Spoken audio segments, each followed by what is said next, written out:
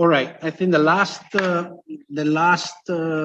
topic I mentioned last week was this idea of natural laws. So let's think a bit about it, because in some sense there is a big transition that takes place, and we economists think at the end of the 19th century, and the theories of price and value are the best probably example of the implication of such transition between the way in which people thought about economic and social issues for a very, very long time, and the way more and more we've been thinking at them during the 20th century, even if this view, the view that there is something in nature about human behavior that determines it and that makes it just, is not dead. It might be, in some sense, dominant. It's still dominant in the rhetorical debate about social justice and what should be done and what should not be done. It's, wait a second. Okay. It's not dominant in the social sciences among people that do this professionally. And one of the main reasons is exactly the theory of prices, the thing we have learned in these past 3 classes. That is that when you look, I think, objectively at the way in which humans price things, the idea that there is a natural, true, essential value to things, and that natural, true, essential value to things is its just price, disappears. Price become what we have observed, become a social construct, become a relative measure, becomes, if you want, a signal of information about relative scarcity or difficulty of producing something, or how much something is being desired, but it completely loses its absolute standing. There's nothing deep about prices. There's nothing, I mean, maybe it's important, obviously, in the material sense. There's something important about prices, because if the price is too high, with respect to my income, I can't afford it. So that makes it very important, right? But there is nothing that reveal any particular truth about universe, humans, goods, things like that. They are what they are for basically the reason that we have described, and which does not make it easy to calculate them or even forecast them. It makes it a very practical matter, but they lose this appeal. As you have seen, and today we will dedicate quite a bit of time to the labor theory of value, because it has been the most structured, popular, and investigated approach to the idea that there is something essential about prices and value that link them and give them some superior status. The idea that whatever is true in nature, whatever is given us to nature, induces some kind of natural law, and that natural law is both, and this is the ambiguity in all the philosophical thinking about social issues. Basically, I mentioned last week Aristotle or Plato, but if you go even to the few traces we have of older thinkers, certainly in the West, but also part in the Orient, we keep seeing this identity. If it is natural, discovering the natural essence of things means discovering their meaning, their role, and when it comes to behavior, human interaction laws, what's just. I'm sure you're aware that for a long time, and still today, people talk about natural rights.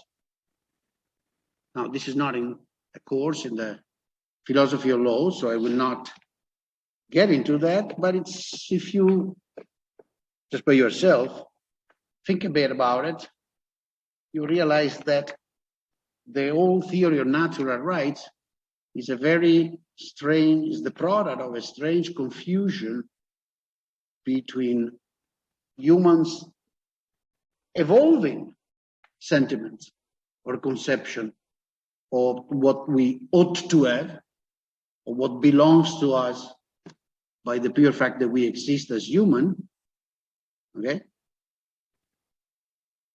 And what's recognized as such by the other. Which is not by chance that even today we talk about the fight for human rights. And then we attach to it some natural or divine, depending on point of view, or superior status. No? They have to be recognized, they have to be respected, they have to be universal, they are undisputable, we cannot compromise, and so on and so forth. But if you look at them over history, you realize that we've been changing our opinion about what they are. So obviously one can take a very super Hegelian view of all this. One can say, oh, we are the only ones in the whole history of humanity that have seen it right. We have seen the truth. We have seen what's really human, what's really just. And therefore, what we consider just and human today is what it ought to be. The other just got it wrong. The other were in fact bad. I'm not very willing to take that road. But whenever you claim that the right you fight for are absolute rights, are natural rights, are undisputable, and cannot be compromised, you are in some sense saying, well, the other are bad guys. The study of society teaches me that it's not bad or good. In fact, that's not the right way to put it. Yes, in a given social context, given a certain way of agreeing, and in fact, as I said, that's called a moral sentiment. So I invited you to take a look at that book of Adam Smith, who had seen part of this quite clearly more than 200 years ago. Within a certain set of moral sentiments that define my notion of good or bad, I do find some rights undisputable. But that doesn't make the people that came before me necessarily bad. In particular, this is quite relevant for current discussion. It doesn't imply, but we'll do 5 minutes on this, then we'll go back to economics, but I find it relevant because it's a big link that there is between value and price theory in economics and the discussion about natural rights. Particular,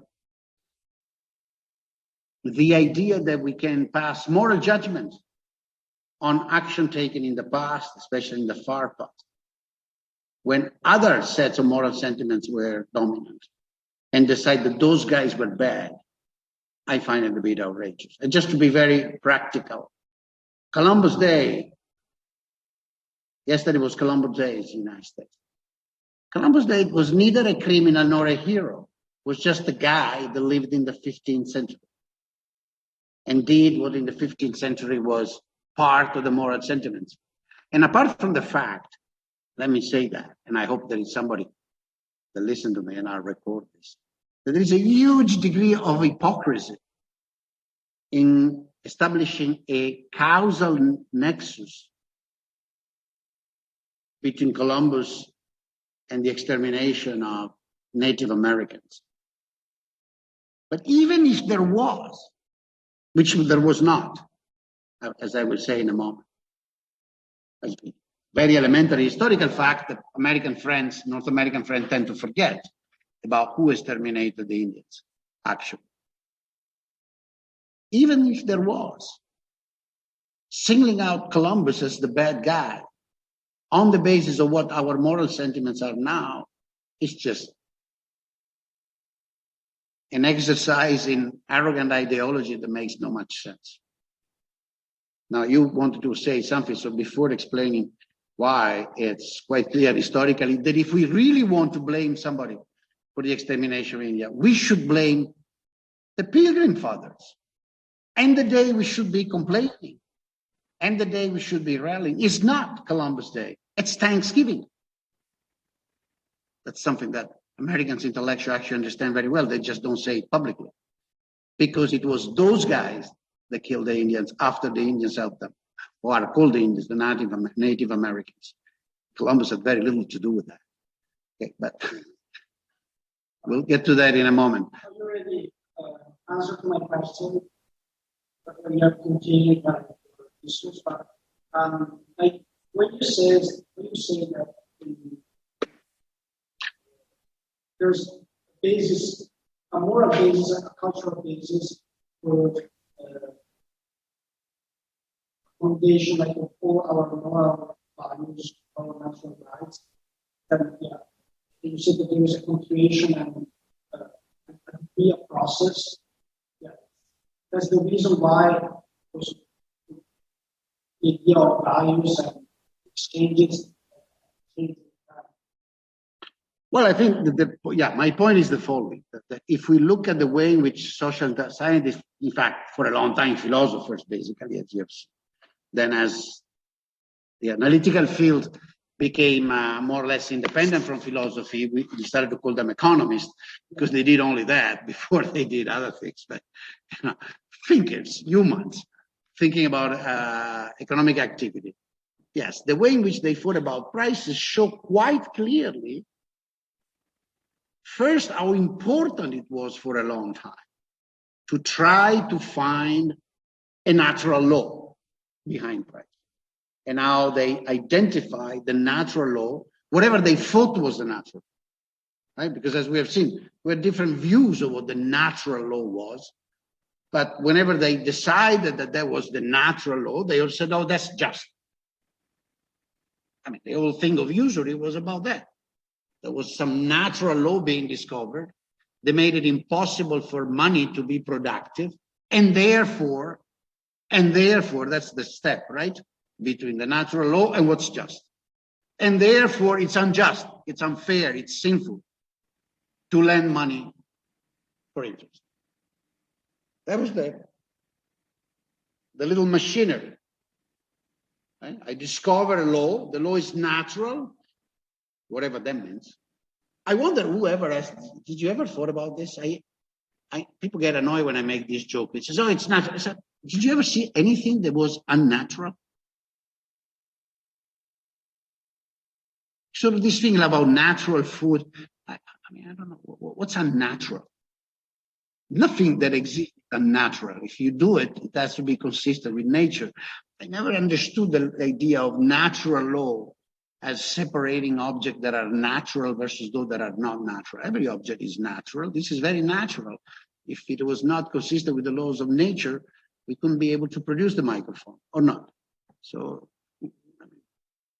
but anyhow, the typical thing is I decided this is natural, which roughly means I think it's always been like that from the very beginning of the far past, at least as far as I know. That's what it means. Right? And then from there, I deduce that therefore it has to be just. And often, what you think to be natural is just a wrong law. But apart from that, it may even be true, it may be correct, it may be the thing that people have done from the beginning of recorded history. That doesn't make it necessarily just. It doesn't make either just or unjust. That's the point. And so that's the point that applies to economics, but it happens to have other application came to mind because yesterday I was listening to the usual debate and reading US newspapers about Columbus Day, and I just thought it was very irritating intellectually and historically, this whole thing. Nothing just or unjust about what Columbus did. And 500 and plus years ago, certain kind of people navigated the ocean trying to find how the world was made and if there were new places to trade and so on and so forth. He ended up there and things followed. I mean, he's not responsible for anything, and Columbus Day doesn't represent anything other that the fact that Europeans came to the United States. And one may want to decide the Europeans getting to the United States, well, to the United States, sorry, actually, wrong. It's celebrating the United States, but the Europeans didn't come to the United States first. They came to a continent that then later was called America.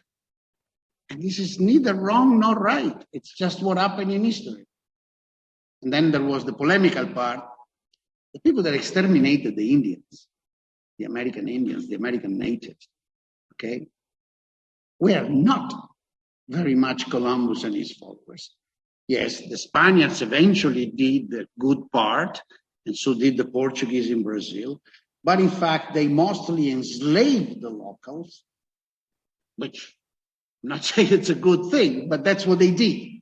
All right? The process of expulsion and extermination, true extermination, took place mostly in two countries, what's now called the United States and Canada, and Argentina.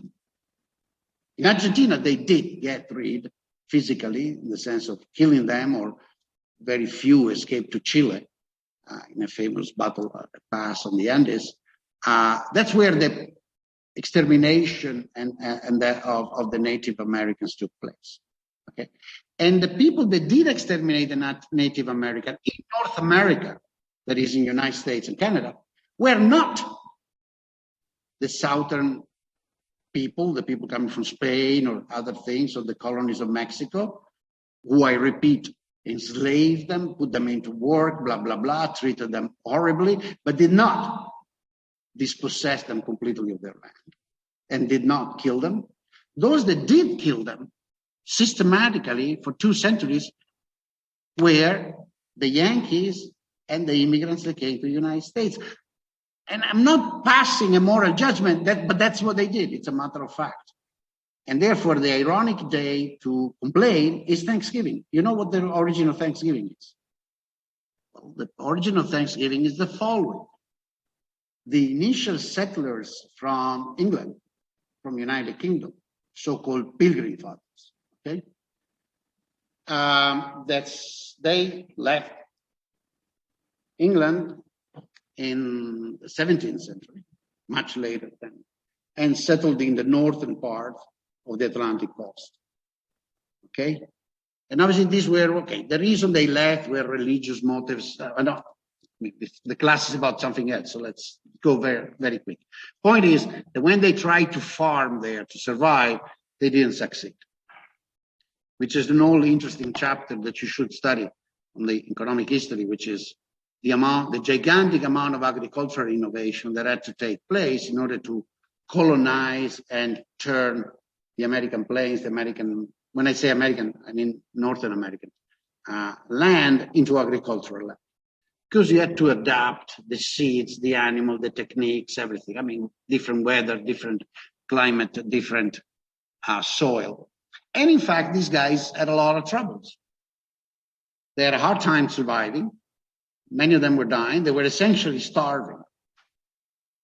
And then the story has it. I never investigated the details of the story, but the popular story has it that the local Indians eventually, of which they were afraid. I keep calling them Indians because that's a bad habit. If some colleague hears me, is going to complain. So the local Native American, I don't remember the tribe, eventually actually helped them by bringing them food and by bringing them plants, seeds of plants that they could actually cultivate in that climate and from which they could get food.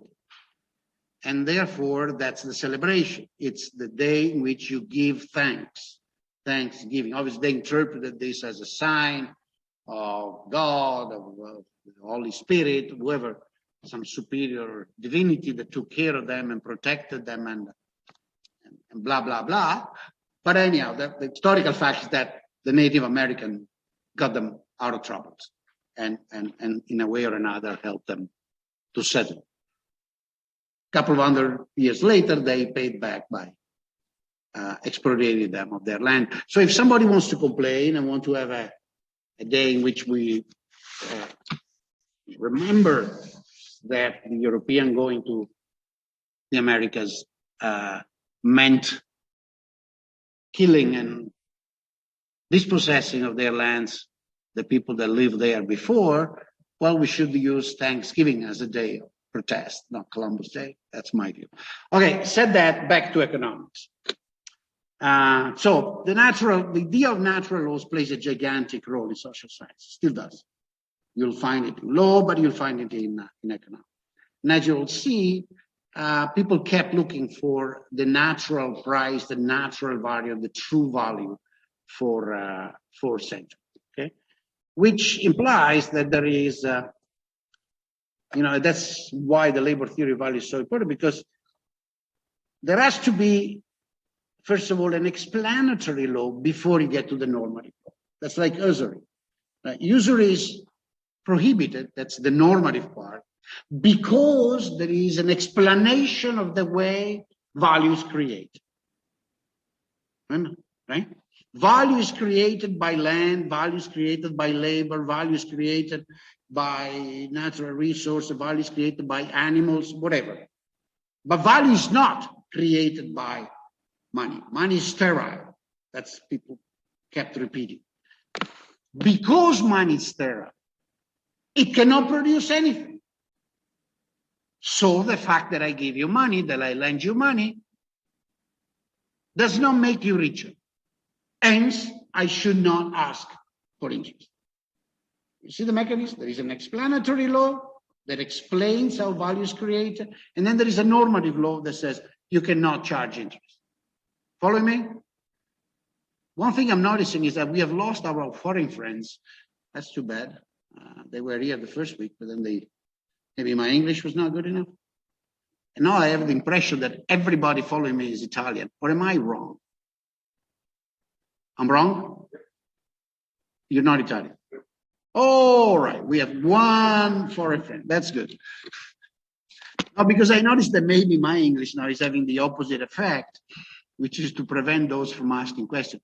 If you're not comfortable with English, it's okay. You can ask in Italian, even in Venetian. Not Bergamasco is not accepted. Roman is okay. I can understand even Napolitania, but Bergamasco is not accepted. Sorry.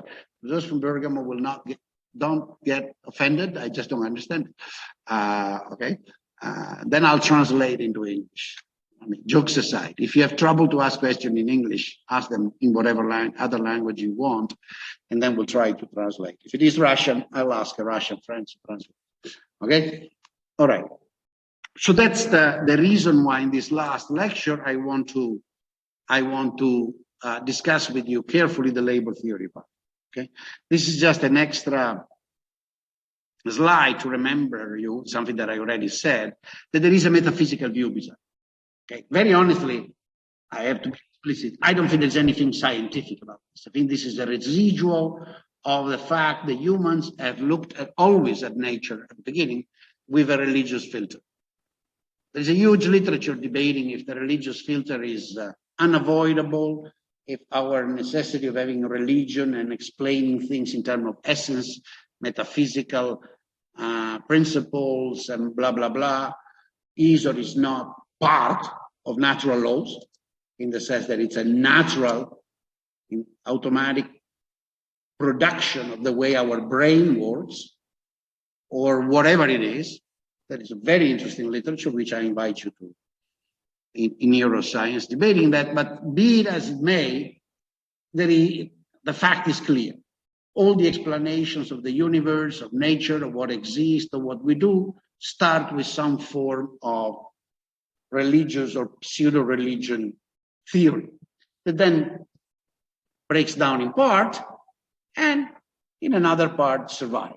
And the social sciences are clearly in between, right? Now, nobody invokes gods to debate bosons, right? Gibbs boson does not need an explanation in the Bible or in any other religious text. It is what it is, okay? And when instead it comes to issues of social justice, of what labor should have, should not, then if not religious, certainly moral issues come. And that's not an invitation to leave moral issues out of the picture.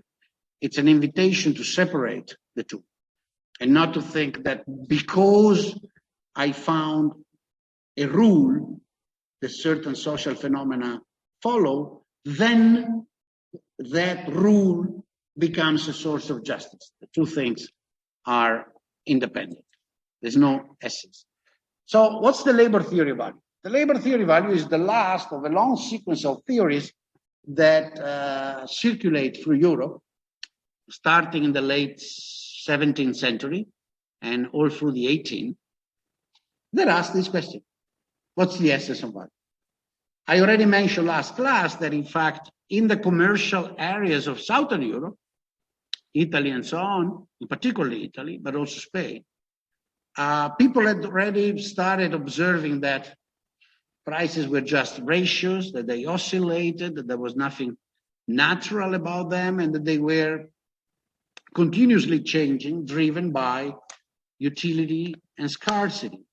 Rarità e fatica, I called them last week, okay? But there were, for a variety of reasons. This point of view did not dominate the debate. One interpretation of this, I cannot spend time on this. One interpretation of this was, which is very interesting, it's quite clear in Schumpeter. If you go read Schumpeter, History of Economic Analysis, the chapters on this stuff are, I think, are interesting. He clearly suggests, look, the economists that eventually became famous were essentially working for someone. And so they were ideologues from the start. Or better, they tried to do their research seriously, but they were working for someone. The merchant, the noble, eventually the king. And therefore, they were essentially accountant, bureaucrats, advisor, counselor of powerful people. And therefore, their views on what was just influenced their views on what was period. And in particular, he makes this observation for the so-called physiocrats, French, that having more or less relation with landowners, professional relation with landowners, with the king, insisted on explaining value as produced by land. Now, if you think of it today, you say, Jesus, you gotta be stupid, right? The only true source of value is land. Nobody. Huh? But if you, you try to read their argument, you see that there are very interesting intuition in what they do. They are the first that understand that the economic system as a circular structure, as what we call now a general equilibrium structure, that you cannot independently determine demand and supply, because the demand for something is always a supply of something else. And therefore, you have to look at markets in their input-output structure, if you want, intertwined structure, that there is a circular process through which you can analyze production. It's production of any final investment good or consumption good has to start with something, and then it goes through stage and eventually get to the final destination. But because this happens in stages, and many stages are simultaneously taking place, when you look at society or the economy at a point in time, you can see the various stages that they're all present because they're different processes at different moment, right? It's a kind of, for those of you that know a bit of advanced statistics, have you ever heard about the so-called ergodic theorem by Kolmogorov? It's a foundational, gives the foundation what's called the theory of stochastic processes. Anybody's done time series with Domenico Sartori in this university? Very bad. What are you doing in my class without knowing stochastic processes? You can't understand what I'm talking about. No, I'm just kidding. But do it. Anyhow, so forget Kolmogorov. But basically, that's what they were doing. They said, well, if I take a cross-section of what goes on in the economy at a point in time, it's like seeing all the various stages of production simultaneously present, even if in a given production process, they come sequentially, one after the other, right? And well, so they contributed a bit. But at the same time, they tried to reduce value to land. Why? Well, because their bosses own land. And they wanted to be told that they were the source of value and they did not have to be taxed. Guess what?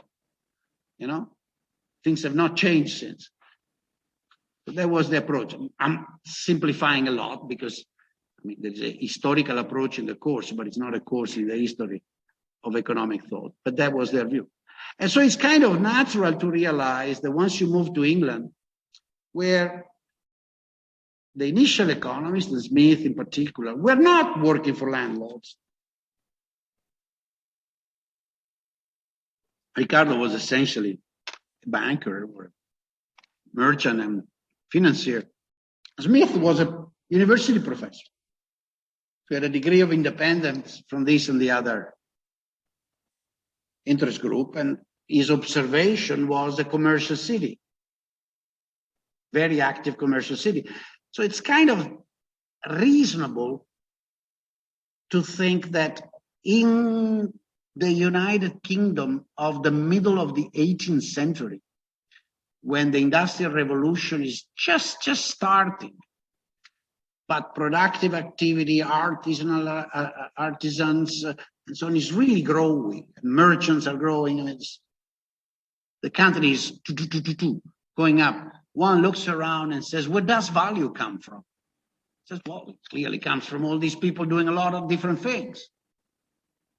Right? Then he goes back, he reads what people were doing in the same city 100, 200 years before, and notices that there was a lot less labor, a lot less effort going around. And he's thinking, oh, we're a lot better now because there is more labor, more productive labor. Nothing particularly strange. So the sequence from the old guys, pre-physiocrats, land and labor are the source, land, natural resources and labor are the sources of everything valuable, to manual labor and eventually just abstract labor is not so strange. It's not so strange. Now, the other aspect of this point of view is that they realized to appreciate, you have to read these people. Because only if you read them, you appreciate the confusion. Why? Because these people are not totally blind, right? So it's not only Galliani or Davanzati or John Law or the other that noticed the price move around, and that demand and supply matters, and demand and supply is just a way of saying how much there is of one thing with respect to how much people want that thing, right? So scarcity and need or pleasure or utility. And so they start going, and they discover in Aristotle this old distinction. When I take an object in my hand, this object has value to me because I can make phone calls with that. Well, not with this anymore. Make phone calls anymore. You can do all kinds of things, but don't make phone calls, just kidding. All right. But it also can be exchanged, and I can receive money in exchange for it. In those rare thinkers of the 17th century that I mentioned, the two notions were put together, and also in Aristotle. This thing has an exchange value.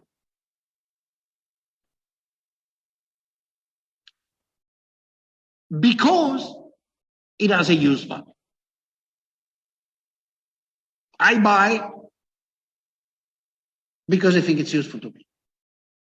You sell it because you think it's less useful to you than to me, and the money I give to you in exchange for it is more useful to you than this phone. That's why we trade it. And the people I mentioned did not have a problem of saying, there is nothing absolute about this. Again, water and dynamo, right? I may be willing to sell my farm in a certain circumstances to him for a lot of money because he needs it really in that moment, and he may be willing to pay. And I may not be willing to do it in another circumstance. And this variation in the exchange value, in the trade value of the phone, are driven by the variation in the use value of the phone for him and me.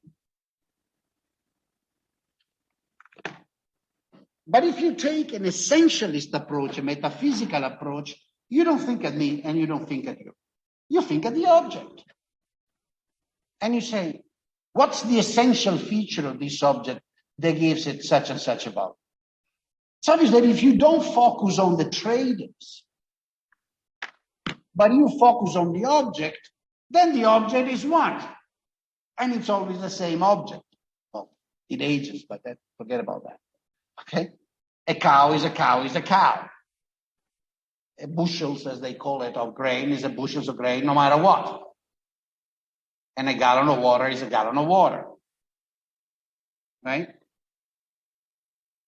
And so why does its price change? And I honestly do not.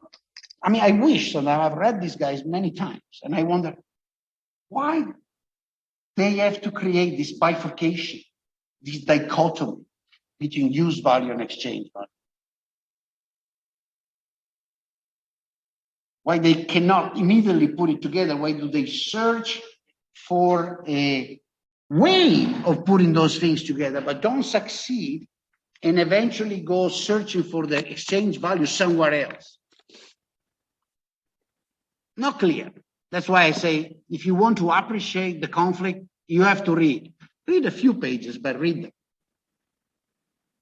It's entertaining, because you can see how very smart people can say very stupid things. Nothing wrong. We all say stupid things. And so it's good to see others say stupid things, because it makes you feel better. See what I mean? You can say, oh, even Adam Smith said something stupid. I can say it too. Right? All right. So, yeah, I recommend you to read.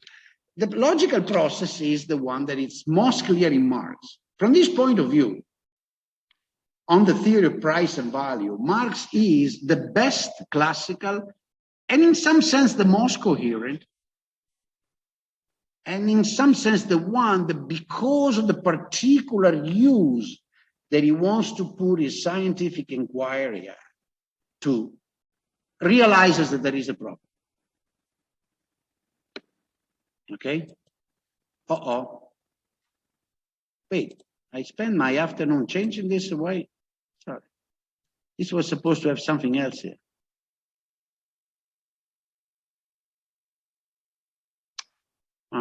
All right, sorry. There's something wrong in the... Strange, I was at the office doing this 1 hour ago. Well, whatever. As you notice, there are two slides that are identical instead. Number 2 was supposed to be different from what it was. So, but let me, in any case, I remember what I wanted to mention to you.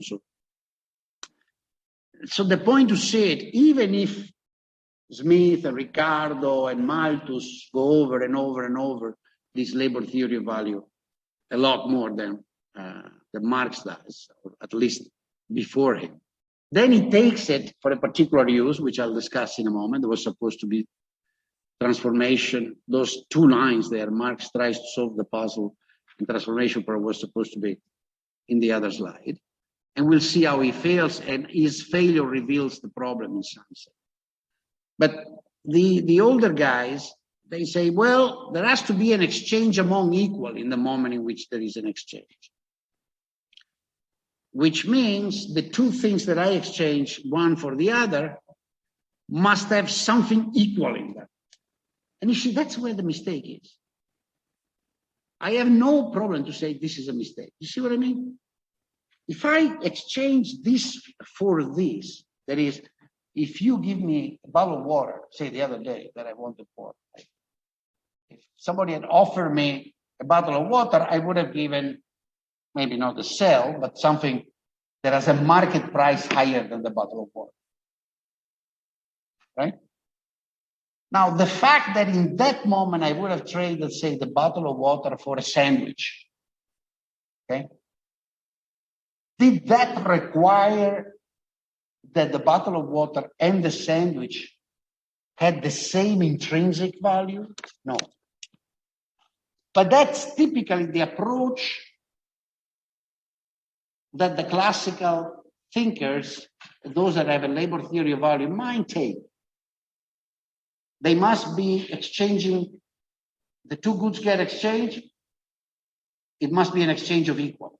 Knowledge that behind that, remember Aristotle and all the things we said, that has to be the case, otherwise the exchange is not just. Now we say that an exchange is just because we both agree. It doesn't really matter what we are exchanging, as long as it's clear that he's happy to give me whatever, and I'm happy to give him whatever else in exchange, we think that's just. Then we check that I don't threaten him, he doesn't threaten me, all those things. But from the point of view of economics up to the end of the 19th century, the question was, do the two things that get exchanged have equal value? So the value had to be objective, could not be subjective. And that was the whole point. And in fact, it's very funny because I wonder how, if you read these guys, you notice that they actually contradict themselves because they do recognize that there is a social gain in exchange. So if you and I trade the chicken with the cow, it's because you need the chickens more than you need the cow, and I need the cow more than I need the chicken.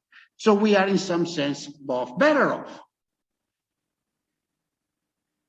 That's the whole point of voluntary exchange. That it makes both traders a little bit better off. Certainly one of the two. And the other cannot be worse off if it is a voluntary exchange.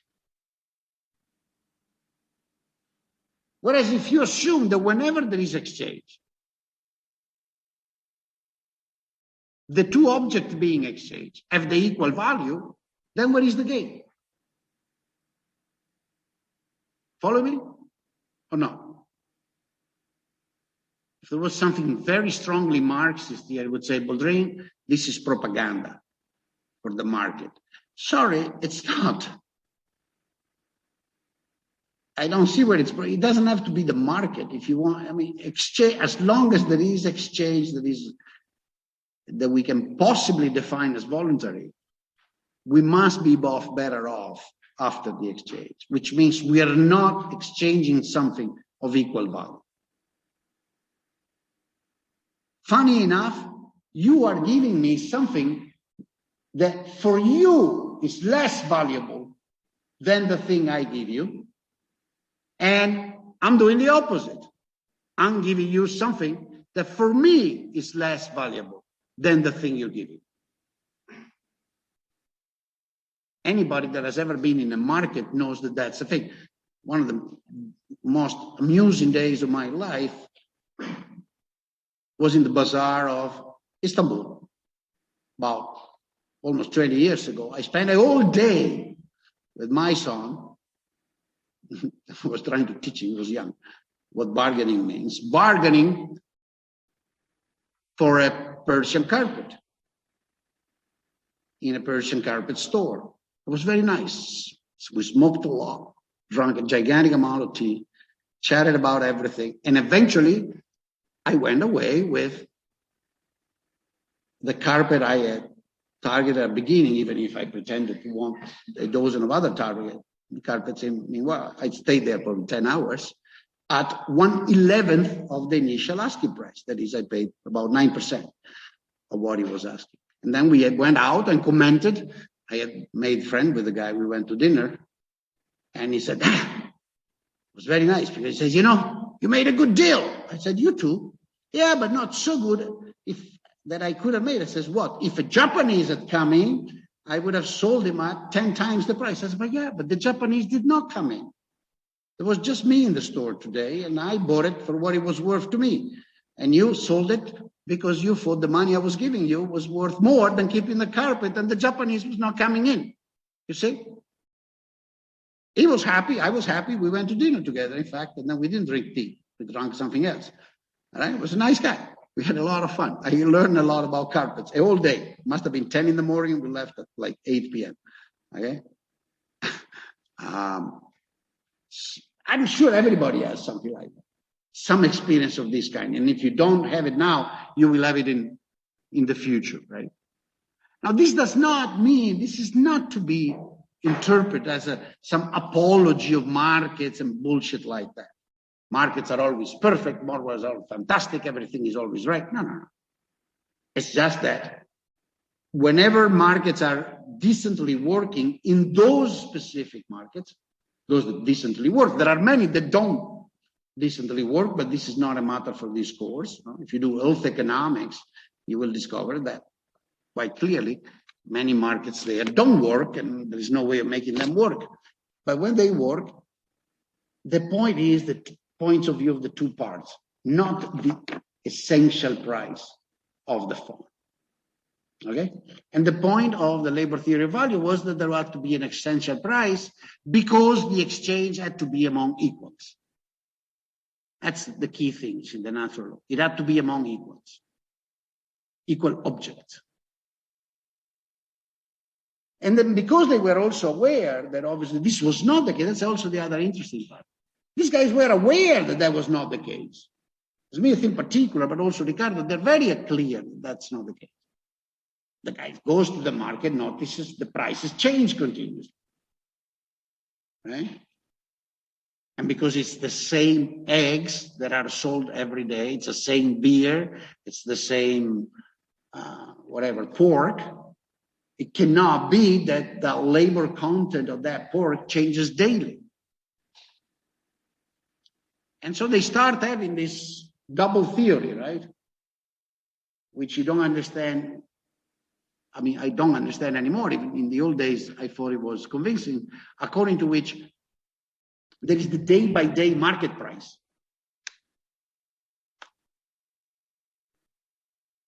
That depends on demand and supply. And in some sense, it depends on use value. Because the demand and supply, as we have seen, there is no way to think about demand and supply of object without thinking at the fact that whoever supplied the object, right, has some cost of producing it and some use of it, and whoever buys the object wants to put it to some use. You can change words if you want, but that's the concept, all right? And so the use value kind of come in when they think of demand and supply, but they think those prices, the market price, are not the normal prices, are not the true prices. They think that those prices have to oscillate around an average, and the average is the true price, is the normal price, and the normal price reflects the labor content. That's basically the model these guys are doing. Where they actually differ one from the other is not in this, but is partly in the way in which they compute the quantity of labor. We'll get to that in a moment. And partly in a way in which they then move from the price and the content of labor to the distribution of the revenue, right? Because, okay, there is a price, the price reflects the labor content. So now we have to say, okay, what is the labor content? How do you measure the labor content? Okay. But then after that, the price eventually has to reward the factors of production. Because even if they think that labor is the source of all values, they don't think that labor in the sense of workers is the only element that enters into the production thing. They do observe that there are landowners and there are the so-called capitalists that put the capital, there is the merchant, or there is the owner of the factory, and so on. And those people also contribute something and take home something. And so you have a second problem, which is given a price, how do I break it down into parts? So I give something to him that came and worked, I give something to you that ran the firm and put up the electricity and give something to her that provided the land where the farm is, right? So there are eternal debate and differences between these various classical writers on this distribution. It's called distribution of value. Basically because they all try to reconcile the fact that the all value comes from labor with the fact that land effectively does not have a lot of labor, right? So how do you explain that land takes some value? If you remember, I think it was the second class, I mentioned Ricardo, theory of land, remember? Marginal, maybe it was the third class when I talk about the marginal firm. And Ricardo, beautiful idea. You see the difference between ideology and analytical observation. Ricardo was saying the rent that goes to land is a residual. So you receive it if and only if, for a given price, after you pay labor and you pay capital, if something is left, you give it to land. If not, not. Land gets nothing. Okay? And then because he observed that there were some types of land owners that got a lot and others that got less, he said, oh, okay, but you know, the reason is that. There is good quality land, very productive, less good quality. The worst quality gets nothing. Right? That's the idea, rent as a residual. But we're not going to be debating this. Maybe we'll debate that in week 6 when we'll do a bit, if I'm not wrong, of inequality and stuff. But this is not the point. The point here is, your question? No. The point here is to understand that their, how can I say, distribution theory, the theory of factor prices, if you want, of income distribution, is a consequence again, and again it's oscillating between what's just and what just is, all right? It's oscillating in this way because they want to reconcile everything with their initial assumption. All the value comes from labor. And because they observe that there is both capital and labor, at least, and there is also land, then there is a whole debate of how you reduce the capital stock, the machine, the factory, the materials to labor. This is something that, again, becomes very clear in Marx, because Marx is the one that tries to make sense of this. He has the idea, he comes out with the idea of abstract labor, one unit of abstract labor, like a kind of abstract unit of labor to which every labor is reducible. Theoretically, you can do that, right? You can say, let's look at all kind of labor around, which means I have to start thinking about skills, accumulation of skills, natural characteristics of humans, blah, blah, blah, complicated. But let's look at all type of professional labor that there is. There must be one that is the least paid of them all for 1 hour. It has to be, right? There's some theorem out there. I think it's, don't remember anymore. Oh my God. Is that Dini? Huh? Every set of real numbers, every finite set of real number will contain its minimum and its maximum, right? Good. So if there is a finite number of workers, they get a certain amount of money per hour, there must be one that gets the least. Always true. The last has to be there, the one that gets the least, and the best one, the first one, the one that gets more than everybody else. Well, I can call that the hour of most elementary labor. Then everything is a multiple of that. That's not difficult. It's unclear what I have discovered. That's one problem with all these guys. But I can now say that the labor content of the super neurosurgeon, 1 hour of the super neurosurgeon, has a labor content which is 522 hours of elementary labor. It simply says that the guy makes 522 times more per hour. And it's a bit circular, right? But it doesn't really discover any essence, and it's fine. So for labor, I can do that. Notice that at this point, and this is true not only for Marx, it's true also for Malthus and so on, they have to ask, okay, but what determines the amount of money, the wage of the least paid hour of labor? The answer will be survival. Typically, Malthus there dominates. They're all Malthusian in some sense. It's very nice. The Marxist theory of exploitation actually is a logical consequence of Malthus. What was Malthus' overall gigantic prediction? In the very long run, very long run, eventually,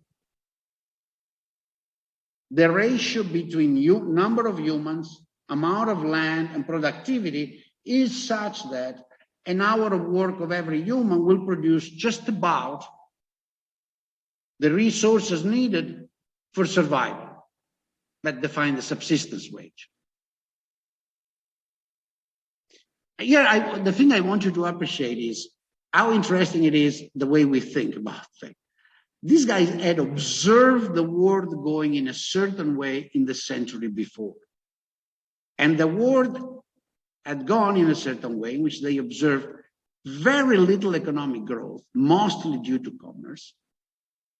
It was a lot of growth for those days. I'm talking about centuries here, from 1300 to 1800.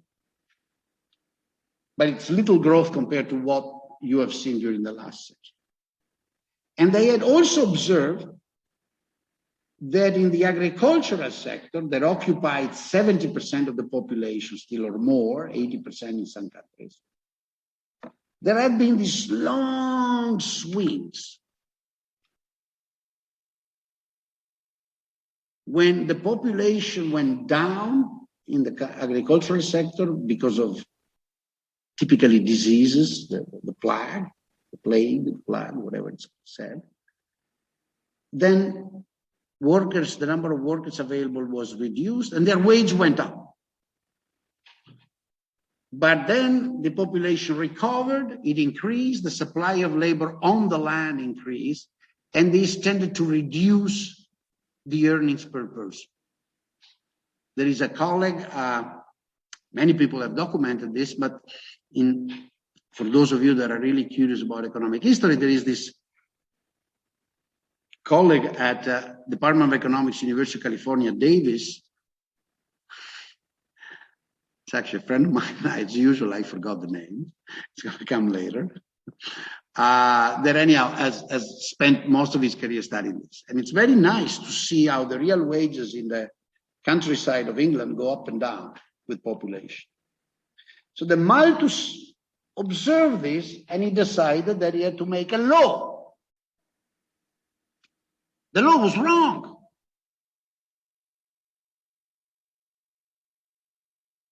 Therefore, his law does not explain the observation. To explain the observation that for a few hundred years in England, and not only in England, also in the countryside of northern Italy in particular, also in the, various other, we have various evidence from Europe that this was the case, that the movement of population brought about movement in real wage of farmers, the level of consumption, and this determines up and down in population and condition of living conditions, okay? So, but Malthus had a very simple theory. Land is fixed, many people on the land, little income, people die. Then little people on the land, then big income, people grow. It was kind of a rabbit view of humans. Rabbits do like that, okay? Much later, Lotka Volterra decided to make it more fancy with prey predator. So he made a law.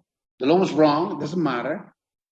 The classical thinker said, okay, that's very good. This implies that there is a subsistence wage. That means that there is a wage below which you cannot go. And that defines the value, the market value, of 1 hour of labor. Notice, Because if labor is the value, we have to express everything in unit of labor, but that doesn't happen. And the way even at the time people thought about wage or income in general was, how many beers can I buy with this? How many, I don't know, whatever they ate, porridge, okay? How many shoes? So you cannot really use labor as the original value unless you have an anchor, and the anchor was the subsistence wage. Then you have a numeraire, which is also the essence of all values, and now all you have to do is to multiply. That's what they do. That's pretty much what Marx does. In fact, in the Marxist view of the thing is, when you go and work, the first, say, 3 hours of your work are paid to you because that's a subsistence wage. That's the wage that the capitalist pays to you, and it's the wage necessary for you to reproduce in normal condition. We'll see later what the other hours do, okay? The classical before Marx didn't think differently. But then they had a problem. Well, you know, I work in the factory. There is the spinning jenny. There is a machine. And also there is cotton or wool or stuff that is given to me. And there is a steam engine that also costs and provides power. How do I reduce that to labor? Well, the idea is that that all comes from something that comes from something that comes from something. Right? And so eventually at the very origin, there is only labor. Well, when they get there, they start writing, you have to read, very funny things, because they realize that the origin, there has to be some land, there has to be some cows, there has to be some sheep, there has to be some iron somewhere, right? And that must have some value that is essentially irreducible to the hour of labor, right? If I bring 100 kilos of coal to the furnace, those 100 kilos of coal have a value, which is maybe mostly the value of the labor that extracted the coal and carried the coal from the mine to the furnace, but there is also the coal. It might be 1%, but there is also the coal, right? And then, I don't know, right? Ricardo does it. He says, well, the marginal mine will get nothing. The other mines, the better ones, will get something. Ricardo didn't answer. It's a residual, and that's the way we compute it. Go ahead. Maybe the Marx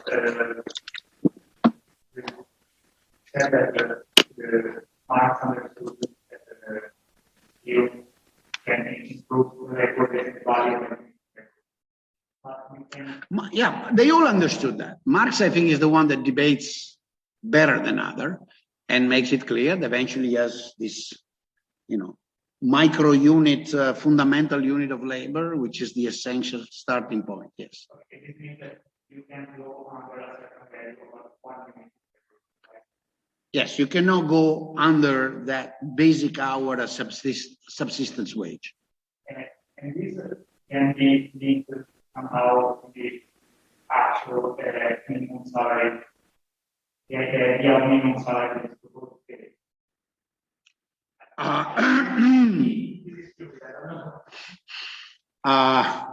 Actually not. We'll take a brief digression. For those that are listening on Zoom and have not probably heard the question, the colleague said, okay, in Marx and also in the Classica, there is this idea that there exists an atom of labor, the essential form, the most elementary form of labor. 1 hour, the simplest labor, paid subsistence wage, and all the other types of labor can be obtained by this by multiplying by a factor. Okay, and he said, so is that possible to read this idea of this atom, let's call it atom, of labor as an old version of the current proposal of having a minimum wage? And my answer is actually not. It's the opposite. Why? Because most certainly in the Marxist view, but also in the Malthusian view, the wage of that atom of labor is just subsistence. Whereas the proposal of the minimum wage says, wait a second, in the market for labor today, people are getting subsistence or near subsistence. And this is not just. I want to have a wage that gives people dignity, whatever that means, okay, that gives them people a dignified income high enough to be above subsistence. And I want to prevent the market mechanism to go to subsistence. So, I mean, if we want to link the two concepts, the minimum wage says, because we may eventually go to subsistence wage, whatever that means, I don't consider that just, and therefore I want to prevent that. And to prevent that, I say, no, the wage can never go below a certain number. Okay, that's the idea. All right, so in capital, the effort is to reduce the capital, the materials, everything else, to its labor components, by kind of, if you want, you remember that production line, to go back in the production until I start out from the original thing, right? So I have my patatine pie in the bag at the supermarket, okay? And I have to break it down in its components. And so I have to break down everything, transportation, the trucks that transported it to the supermarket, the people that put it on the shelves, everything, to the very original thing. So at the origin, there was a potato. There was not even a potato. Well, there was the other potato, the potato from which this potato came. Oh, wait, that one also has a potato from which it came. Well, the potato from which the potato from which the potato, then Branduardi comes in, and you are in trouble. But anyhow, that's the idea, that you can go back, and eventually, sorry, the citation of Branduardi may not have been captured by everybody. But it has to do with that, the merchant of the time. So that's the labor theory value. Does it get to something illogical? No, per se it doesn't. Per se it does not. It requires some fixing, which goes beyond this class. But you can get it to a logically coherent thing, but the logically coherent thing does not say, okay, I can derive the prices of everything. I forgot. I can always derive the price of everything by using this input-output reduction structure so that I reduce the potato on the shelves in the bag to its initial component. Then I have a production line for each one of the components. I put everything together and prices come from the labor theory value.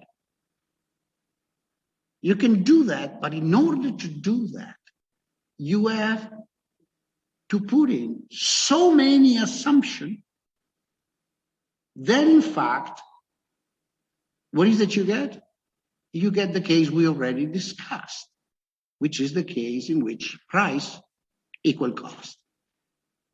So whenever the price equal cost, now I'm going to remind you under which condition that might be the case.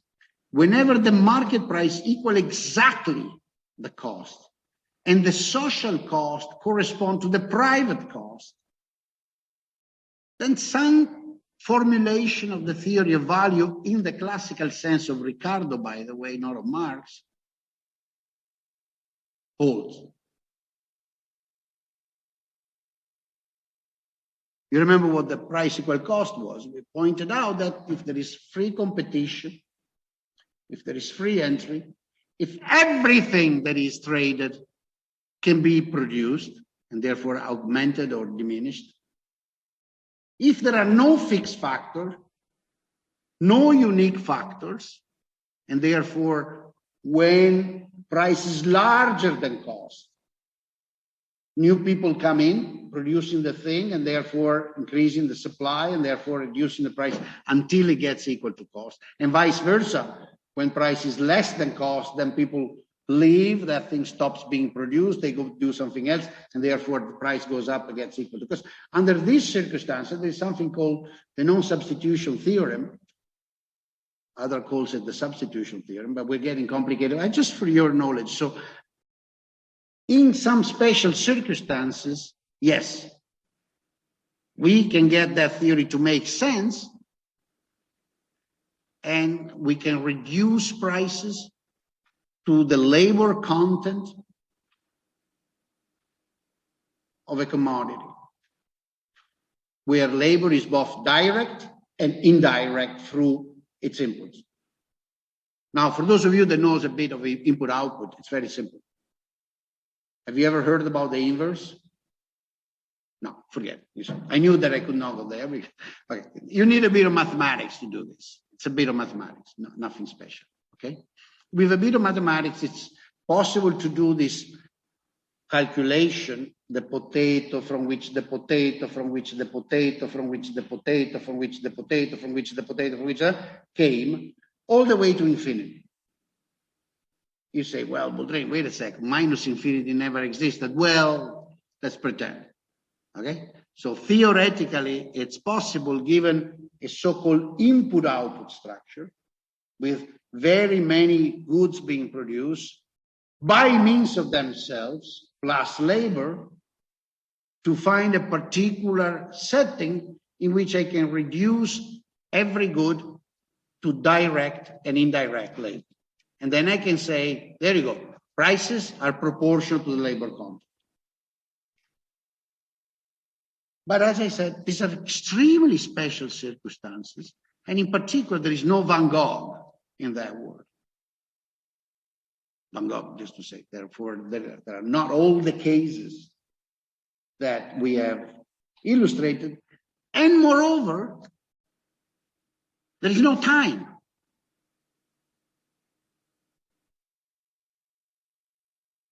And to understand this of time, I will have to make clear later on this, why, in some sense, classical thinking has no time in it. But before doing that, let me explain Marx a bit better. But why there's no time? Because when prices are always equal to cost, there is no change, you see. You don't change your taste. You don't go to that cinema tonight instead of going to the one you usually go. You always come to class, like some people don't do. You always have the same desire. You always produce things in the same way. There are no market oscillations of any kind. The market price corresponds to the natural price, and the natural price corresponds to the cost, the full cost. Moreover, there's no innovation of any kind. You never change either the way you produce things or the way or what you produce.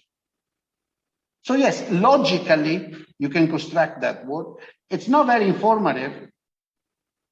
And it turns out to be a very, very, very particular case of the more general world in which prices tend to be higher or equal to cost.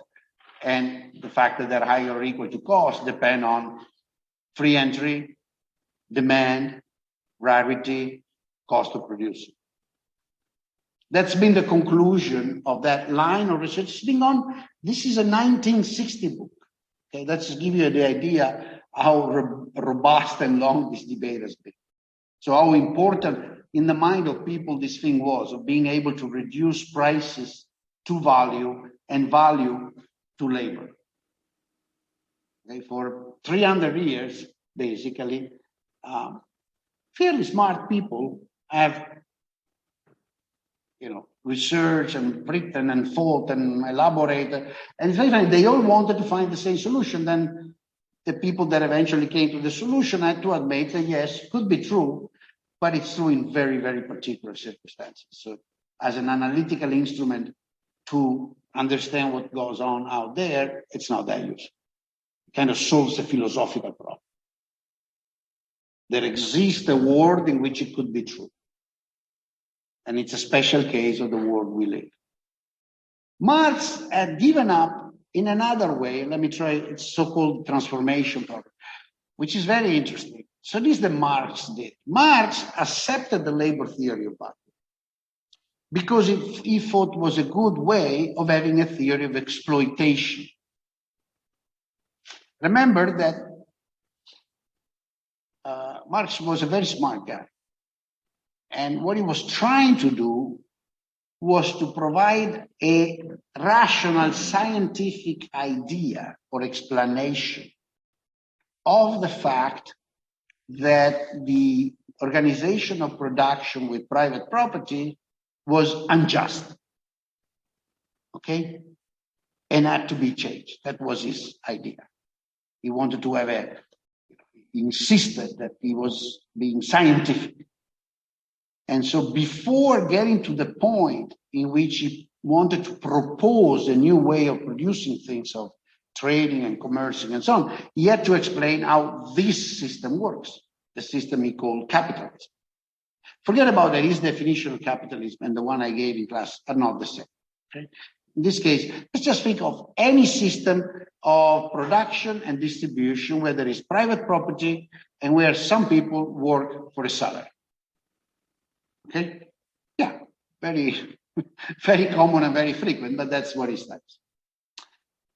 So first of all, labor theory value, minimum wage in the sense not of our friend question, but in the sense of the atom of labor, so subsistence wage.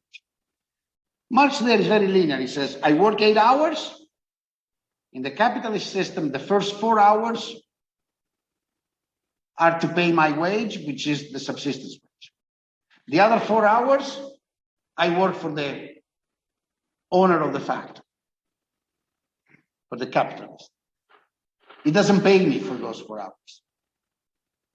That's surplus labor that produces surplus value. Okay? So he says the labor content of the good I produce is 8 hours. Remember, that's the labor theory value. That's it. That's the whole value of the good.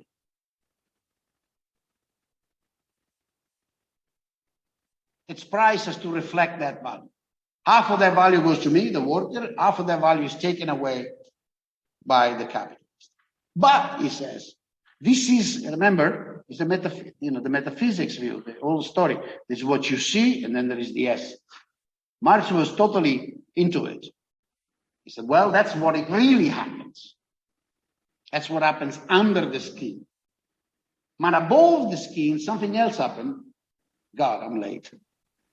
I'm afraid we'll have to finish this because otherwise I miss my train. Shut up. I spent too much time on the labor theory, but bad guy, not a good teacher. Anyhow, he says, on the surface, what we see is different. On the surface, we see prices, profit, and wage. Under that, there is only value. So, how does it work? He says, the price is whatever it is, and I will show you now that I can determine the price from the value underlying it, from the labor value. Formally, the price is divided in wages and profits. The wages, I already said, it's the subsistence wage. The profits is surplus value.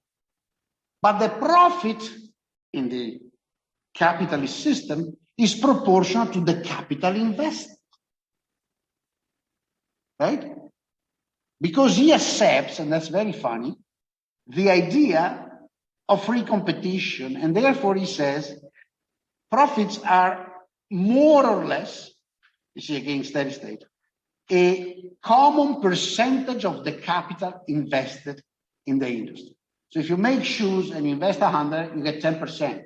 If you make beer and invest 50, you get 10%. You get 5, you get 10. But the rate of profit tends to be equalized across sectors. First observation. Second observation, he says, there are industries, say steel plants, steel, in which the organic composition, that's the name they gave to it, of capital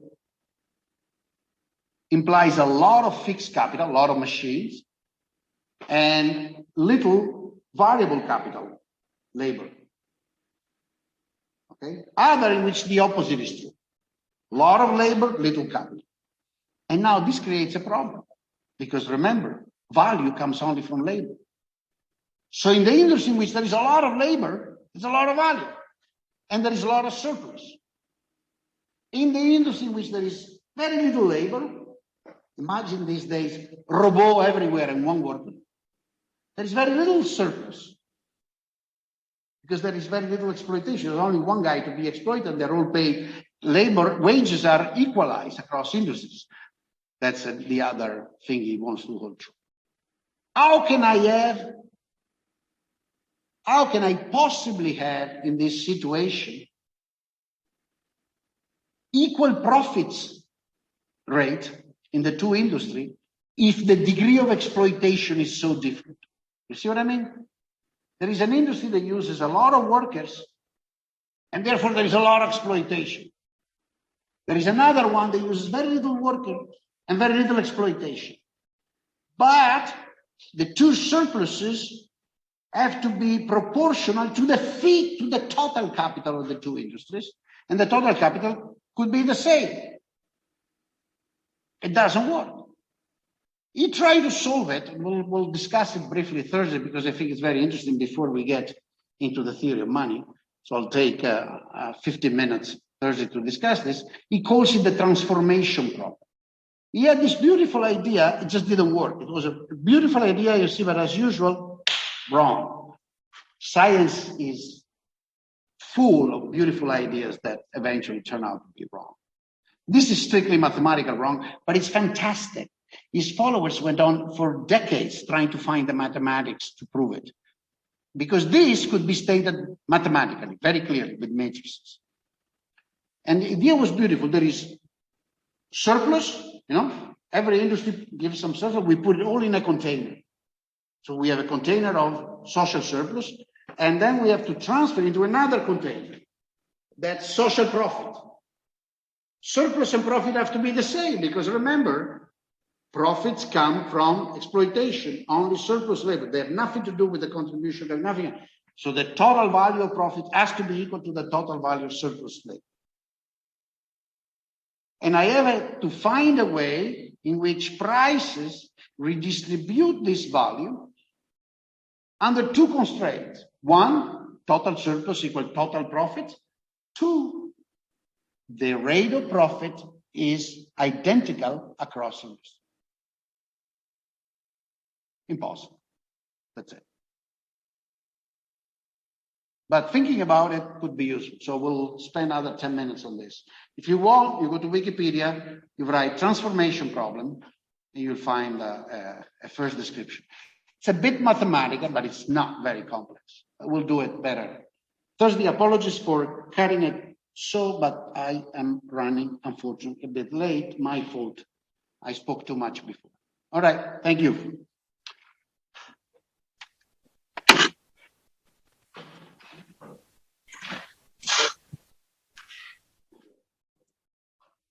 Goodbye.